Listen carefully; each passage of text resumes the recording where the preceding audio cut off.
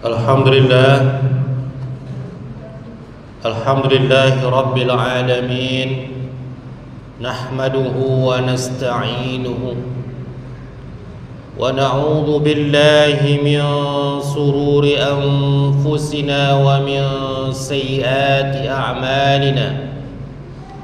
Man yahdihillahu fala mudilla lahu wa man yudlilhu fala hadiya lahu. أشهد أن لا إله إلا الله وحده لا شريك له وأشهد أن محمدا عبده ورسوله لا نبي بعده. اللهم صل وسلم على سيدنا محمد النبي الأمي وعلى آله وصحبه أجمعين. قال الله تعالى في القرآن الكريم: أعوذ بالله من الشيطان الرجيم. يا أيها الذين آمنوا اتقوا الله وقولوا قولا سديدا يصلح لكم أعمالكم ويغفر لكم ذنوبكم ومن يطع الله ورسوله فقد فاز فوزا عظيما. فيا عباد الله، أوصيكم ونفسي بتقوى الله وطاعته فقد فاز المتقون. Hadirin sidang Jumat yang dirahmati Allah Subhanahu wa taala, pada kesempatan Sayyidul Ayyam, kemudian juga pada hari ini adalah hari nisfu Sya'ban. Hari ini juga adalah Yaumul Bid, pertengahan bulan. Tiga keutamaan yang Allah berikan kepada kita. Maka pada kesempatan ini pula khatib berwasiat kita kepada kita semua, mari sama-sama kita tingkatkan kualitas ketakwaan kepada Allah Subhanahu wa ta'ala. Begitulah pentingnya ketakwaan ini sehingga menjadi bagian daripada rukun khutbah. Ketika khatib tidak menyebutkan wasiat takwa, maka alamat khutbahnya batal. Menandakan betapa pentingnya ketakwaan ini dalam menjalankan kehidupan kita sehari-hari. Hadirin sidang Jumat yang dirahmati Allah, judul khutbah pada hari ini sesuai yang ditetapkan oleh Majlis Dakwah Islamiyah Kota Pekanbaru, yakni 3 perkara yang wajib dijaga oleh seorang muslim. Hadirin sidang Jumat yang dirahmati Allah, judul ini dikutip daripada hadis Rasulullah sallallahu alaihi wasallam. Apa bunyinya? Salasatun uqsimu alaihinna wa uhaddithukum hadithan fahfadhuhu. Ada 3 hal yang aku bersumpah atasnya dan aku tidak akan mengatakan suatu hal kepada kalian dan hendaklah kalian menjaganya. Apa itu? Ma naqasa malu 'abdin min shadaqatin, tidak akan berkurang harta seorang hamba yang ia sedekahkan. Wala dhulima 'abdun madlimatun fasabaru 'alaiha illa zadahu Allahu 'izza. Tidaklah seorang yang dizolimi oleh orang lain lalu dia bersabar kecuali Allah angkat derajatnya. Wala fataha 'abdun baba mas'alatin illa fatahallahu alaihi baba faqrin.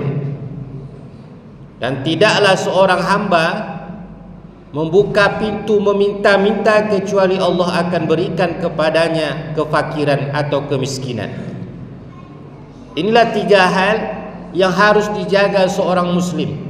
Yang pertama, seorang muslim harus meyakini harta yang dia sedekahkan tidak akan berkurang sama sekali.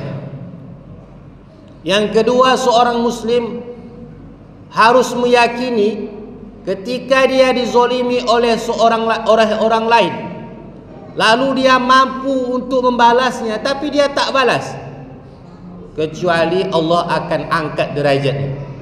Dan yang ketiga, tidaklah seorang muslim meminta-minta kepada orang lain, kecuali Allah akan berikan kepadanya kefakiran atau kemiskinan. Hadirin sidang Jumat yang dirahmati Allah Subhanahu wa taala, yang pertama adalah meyakini bahwa harta yang disedekahkan itu tidak akan pernah berkurang, tetapi justru bertambah. Apa maknanya? Bahwa memang harta yang kita berikan lewat kotak infak, lewat sedekah kepada masjid, pesantren, kepada orang fakir, kepada miskin, kepada fisabilillah, kepada siapapun yang membutuhkan, harta itu takkan berkurang sama sekali. Apa sebab?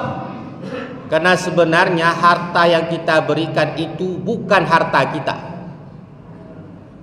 Yang menjadi bencana bagi seorang itu adalah merasa memiliki. Kalau seorang sudah merasa memiliki, maka akan timbul kehancuran kepada diri. Harta yang kita punya bukan kita milik, bukan kita yang punya. Harta yang kita koleksi di rumah kita bukan kita yang punya. Jabatan yang kita incar-incar bukan kita yang punya. Yang punya itu adalah Allah Subhanahu wa taala, yang kapanpun Allah mau, Allah ambil, Allah bisa. Yang menjadi masalah, kita merasa kita yang memiliki, karena kita merasa kita sudah susah payah untuk mencarinya, pontang-panting siang dan malam, dan apa yang kita punya itu adalah hasil dari susah payah kita tersebut. Padahal itu adalah sebuah mindset yang salah. Kalau memang yang kita punya itu adalah apa yang kita miliki sesuai dengan jerih payah kita, lalu mengapa seorang tukang bangunan, seorang tukang dodos yang pekerjaannya sangat sulit menghabiskan tenaga, justru tak lebih kaya dari orang yang hanya ongkang-ongkang kaki aja di rumah? Tak lebih kaya dari orang yang hanya mengandalkan tanda tangannya saja. Apa sebab terjadi hal demikian? Karena nikmat harta yang dia punya adalah rizki dari Allah. Allah yang mengaturnya, siapa yang akan dia berikan kekayaan dan siapa yang akan Allah berikan kemiskinan. Maka kapanpun dan dimanapun Allah berhak untuk mengambilnya kembali, karena rizki itu adalah milik Allah Subhanahu wa ta'ala. Yang ketika seseorang merasa tidak memiliki, ketika Allah ambil, dia tidak akan stres. Kapanpun Allah mau mengambil dalam bentuk bencana atau dalam bentuk yang baik, maka seorang hamba tersebut tak akan stres, tak akan merasa terhina. Maka jika seorang hamba menyadari dalam hatinya segala yang dia punya adalah milik Allah, maka dia tidak akan berat hati dalam menyedekahkannya, karena itu adalah milik Allah Subhanahu wa ta'ala. Yang kedua, mengapa seorang hamba, seorang muslim meyakini harta yang dia sedekahkan takkan berkurang? Karena setiap paginya Allah akan mengutus 2 malaikat yang tugasnya mendoakan setiap hamba.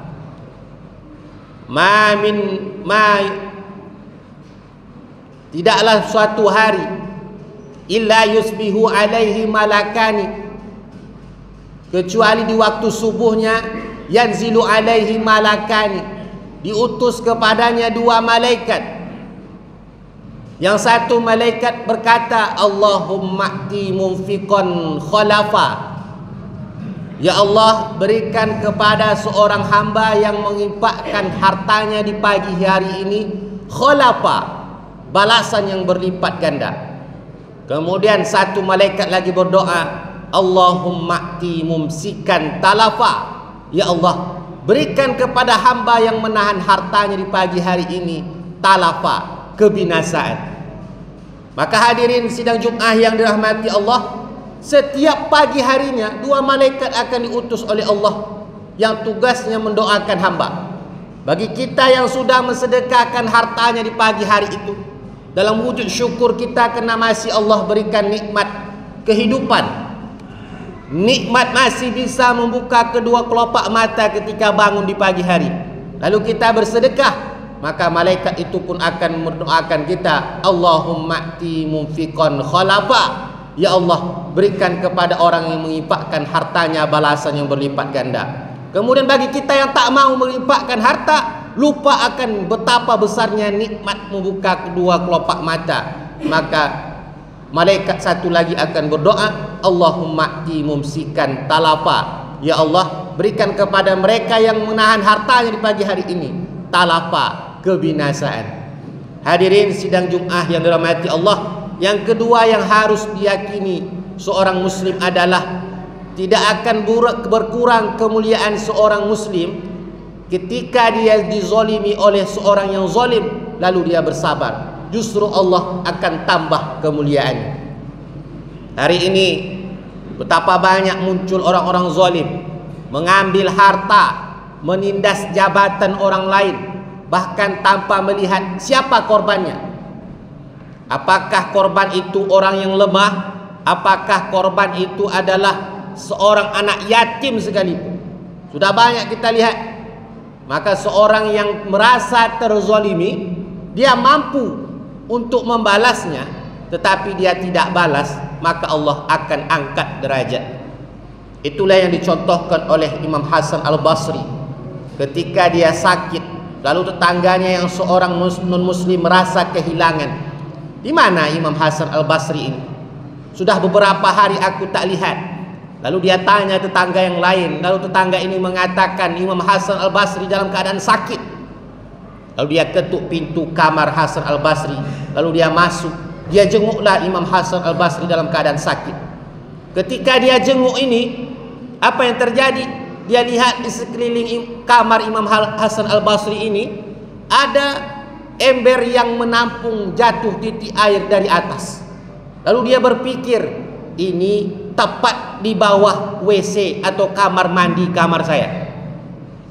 Lalu dia seorang non muslim yang menjenguk Imam Hasan Al-Basri ini bertanya, wahai Imam, wahai Hasan Al-Basri, sudah berapa lama engkau menampung air kotoran dari kamar mandi saya ini? Maka Imam Hasan Al-Basri pun mengatakan, sudah beberapa tahun. Apa yang terjadi? Seorang yang non muslim ini pun tersentuh hatinya. Itulah yang menjadi jalan hidayahnya. Lalu pun dia berkata, wahai Hasan Al-Basri, saksikanlah asyhadu an la ilaha illallah wa asyhadu anna Muhammadar Rasulullah. Apa makna dari kisah ini wahai hadirin? Terkadang dakwah itu bukan hanya terlihat, bisa dirasakan di atas podium, di atas mimbar saja, tetapi terkadang dakwah itu bisa dilihat dari sikap seorang muslim ketika dia bersabar atas orang yang menzolimi dia, meskipun seorang non muslim sekalipun, maka itu yang akan dinilai oleh seseorang, yang akan menyentuh kepada hati seorang sebagaimana yang dicontohkan oleh Imam Hasan Al-Basri tersebut. Yang ketiga, yakni tidaklah seorang yang meminta-minta kecuali Allah bukakan kepadanya pintu kemiskinan. Yang ketiga ini adalah Rasulullah ingin melatih mental kaya kepada kita. Karena memang kehidupan ini butuh kekayaan untuk bisa beribadah. Kita ingin haji, haji itu butuh kekayaan. Kita ingin zakat, zakat juga memang berasal dari kekayaan. Dan ketika kita hendak solat, solat pun menutup auratnya butuh kekayaan. Karena Allah mengatakan, khuzu zinatakum inda kulli masjid. Ambillah perhiasanmu ketika hendak berangkat solat atau ke masjid. Maka butuh kekayaan. Kita ingin puasa, puasa juga butuh kekayaan. Karena Rasulullah mengatakan, man fattara sha'iman falahu mithla ajri sha'imihi. Siapa yang memberikan perbukaan bagi orang yang berpuasa, maka dia mendapatkan pahala seperti orang yang berpuasa. Memberikan perbukaan ini butuh kekayaan. Maka seorang muslim tidak dibenarkan meminta-minta. Hati-hati, sekarang ada platform akun media sosial yang orang rela berjoget-joget, orang rela membuka aurat asal diberikan gift atau diberikan apapun bentuknya dalam bentuk hadiah.